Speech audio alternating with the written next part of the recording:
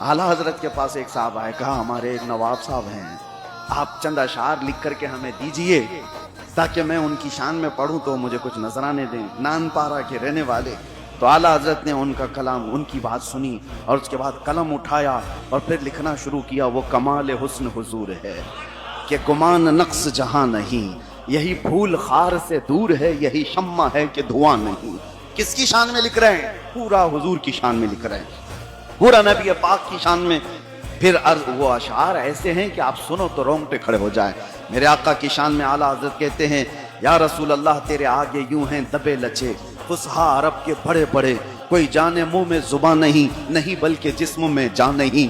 करूं तेरे नाम पे जान फिदा, न बस एक जान दो जहां फिदा, दो जहां से भी नहीं जी भरा, करूं क्या करोड़ों जहां नहीं। आखिर में, इस कलाम के आखिर में, वो साहब तो नानपारा वाले थे, नानपारा वाले थे, उनके बात पर ये कलाम लिखा जा रहा था। आखिर में आला हजरत का कलम जलाल में लिखता है, जो मैं आपसे कहना चाहता हूँ। वो वक्त का मुजद्दिद कहता है, करूं मद है अहले दुवल रजा। अहले दुवल कहते हैं मालदारों को, पैसे वालों को, मद कहते हैं तारीफ को, और आला हजरत कहते हैं मालदारों की तारीफ करे रजा। करूं मद अहले दुवल रजा, अरे पड़े इस बला में मेरी बला, मैं कहां इस बला में पड़ जाऊं, ये मालदारों की खुशामदी करूं, इनकी चापलूसी करूं। करूं मद अहले दुवल रजा, पड़े इस बला में मेरी बला, अरे मैं गदा हूं अपने करीम का, मैं गदा हूं अपने करीम का। और आखिर का जुमला काबिल गौर है, आला हजरत की हाजिर दिमागी देखो, कहते हैं करूं मैं गदा हूं अपने करीम का, मेरा दीन पारा नान नहीं।